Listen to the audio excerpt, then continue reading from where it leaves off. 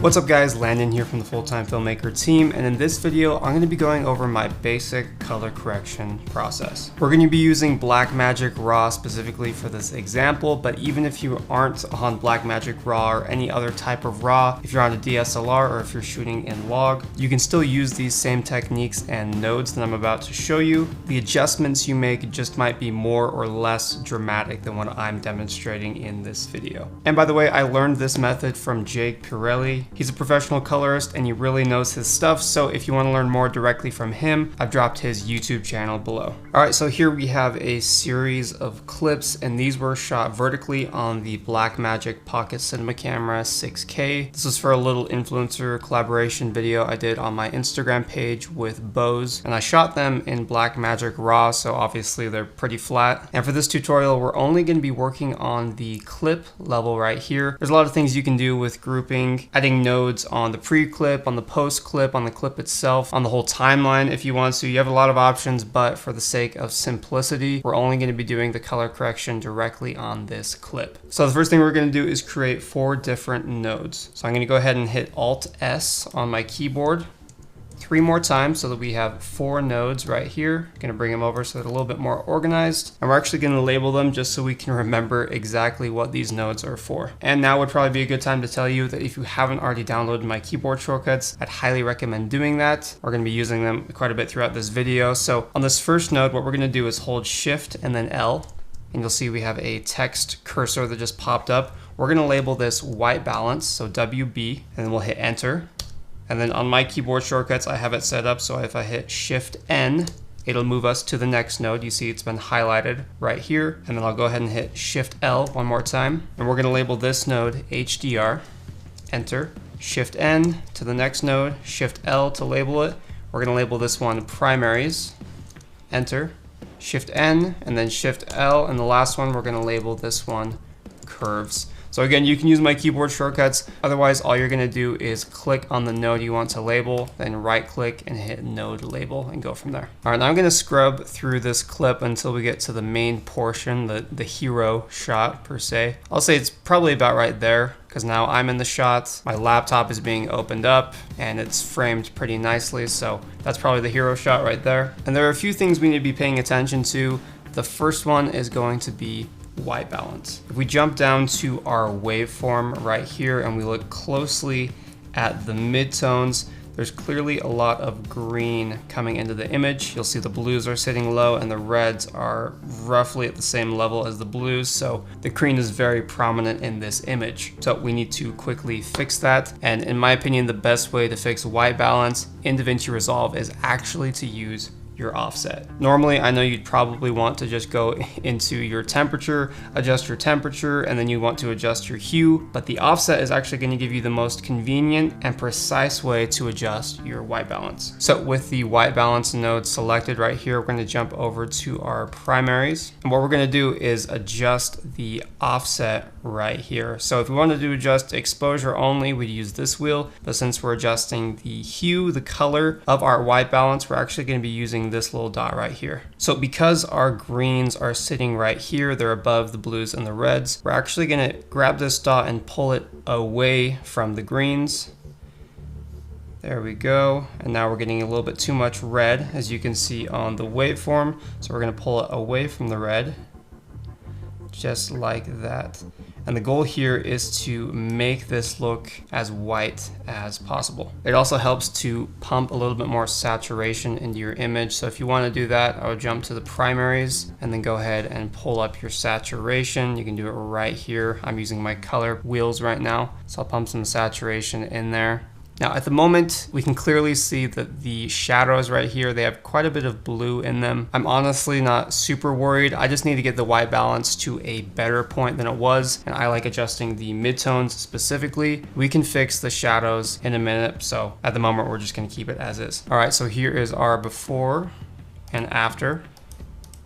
So far, quite a bit better. Just adjusting that white balance, pumping a little bit of saturation into the image. So far, so good. The next thing we're gonna do is jump to the primaries node right here, and we're gonna adjust the exposure levels so that they're sitting right where they need to be. So in here, we're gonna be using our lift, gamma, and gain to get the levels right where they need to be, our blacks, our midtones, and our highlights. And by the way, if you don't understand lift, gamma, and gain quite yet, I have another video down below in the curriculum, so I'd highly recommend checking that out so you're on the right track. Now, if I look at this image, I can see that my shadows are sitting pretty high. They need to be around 60, 64 right here. And my highlights are actually not too far off where they need to be. So what we're gonna do to fix that is I'm gonna grab my lift right on the far left, and I'm gonna pull this down. You'll see I'm looking right here on my waveform. By the way, the settings for my waveform are these. I have the low pass filter on, and then on the waveform specifically, I'm showing my reference levels. Low is at 64, high is at 940, and I have extents checked. So again, I'm gonna be pulling that lift down so it's hitting that line that I want it to hit right about there. And then I'm gonna kind of play with the gain a little bit. I don't wanna blow out the windows too much, so I'm still gonna keep it below roughly 896, probably put it right about there. And then to compensate, I'm gonna bring up my gamma just a little bit. All right, so now if we toggle that on and off, you'll see we've come even further. And with the primaries adjustment, it's added a lot of color and it's fixed the exposure quite a bit. Now the next thing I'm gonna do is jump into our HDR node right here. And then I'll go ahead and jump down to the HDR panel right here in the bottom left. And what I like doing in here is honestly just bringing up the exposure in the shadows. And go ahead and pull that up a bit. Maybe right about there. So if I toggle that on and off, you'll see it just brings back some of the details in the shadows. It makes the image look like it has a higher dynamic range than it actually does. This isn't going to be the final image. I just want to bring back some of the data in the shadows. If we want to, we can also bring down the exposure in the highlights.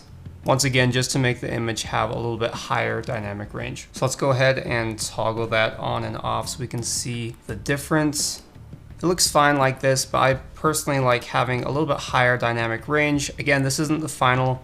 We're gonna adjust this just a bit more in our curves node, but go ahead and adjust HDR however you'd like. So earlier I said there was a little bit of blue actually happening in the shadows of our image. So let's go ahead and jump back to our primaries, and we're just gonna fix that really quick. It's super easy. I got my primary node selected. I'm also going back to the primary tab, and then I'm also gonna switch this over to our log wheels. And again, I'd highly recommend watching the lift, gamma, and gain video where I kind of explain the difference between your primaries and your log wheels. I'm using log wheels specifically for this because I only want to target the shadows. So if we look at our waveform, we can see there's quite a bit of blue sitting right here in our shadows. Our reds and our greens are quite a bit lower. So to fix that, we're gonna go into our shadows wheel right here, and I'm gonna pull away from the blue. You'll see the red is peeling away, so I'm gonna pull down towards the green a little bit more, right about there. So here was before, quite a bit of blue, and then there's after. And the last thing we're gonna do is add a little bit of a curve to this image. You're probably familiar with curves, even if you've been working in Premiere Pro or any other editing program. Curves are definitely universal, they're widely used. And so now for our node tree, the last thing we're gonna do is just give it a little bit more pop. This image definitely works, but I know we can make it look a lot better with a simple S-curve. So I've selected the curves node right here. I'm gonna jump into our curves panel. And this is super standard. I'm just gonna go ahead and make a point right there, another point right there. I'm gonna pull the shadows down a bit, pull the highlights up a bit as well. Right about there looks good to me. If I toggle this on and off, that's before and that's after. Just does a really good job of making your image pop a little bit more. And once again, it's important to check your waveforms because with every change you're making on your node tree, it's gonna affect your waveform. So even if you set the exposure levels perfectly on your primaries, they're likely gonna be adjusted as you make more changes to your overall look. So if you need to, jump back to your primaries node and then go to the primaries panel. I can see our shadows are sitting a little bit higher than I want them to, so I'm gonna put it right about there.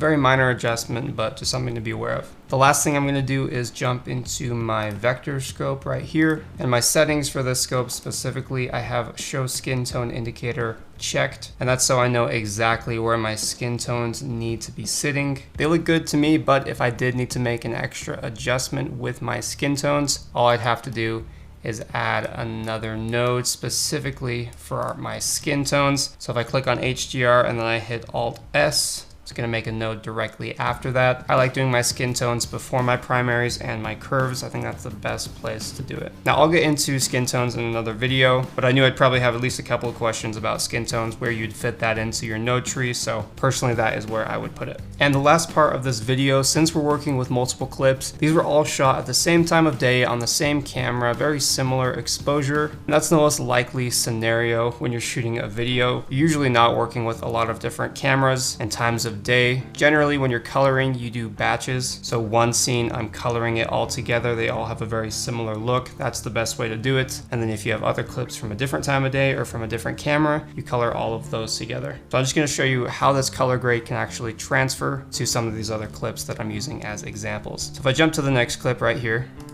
the best way to copy the node tree from this previous clip is, again, jump into that new clip, and then you're going to hit Shift and the plus sign. And just like that, it's copied this node tree over into your new clip. I'm gonna go ahead and switch over to my waveform so we can see kind of where our levels are sitting. Immediately, I can tell that it's a little bit oversaturated, so I'm gonna jump into my primaries node and then into my primaries panel right here. And I'm just gonna bring down that saturation a bit, probably around right about there. And I'm also going to check my waveform and see if my levels are sitting where they need to be. So again, I want my shadows hitting this line right here, 64. And my highlights, if it's a window or a light, they can be peaking at about right here. But because there's no windows, there's no light, it's just paper and skin. Those are probably the brightest parts of my image. Generally, I wouldn't want those peaking at more than about 768, ideally a bit lower than 768. So let's go ahead and move to the hero shot, probably right about here. And it looks like our shadows are lower than they should be. I'm going to switch this back over to the color wheels. I'm going to bring up the lift just a little bit, right about there.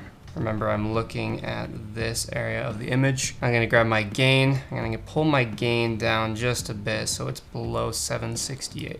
And something I'm noticing right away with this clip is there is a lot of blue right here near the highlights, kind of in the midtones and highlights area. So to fix that, I'm going to go to my gain. I'm going to pull the blues down. So I'll be pulling away.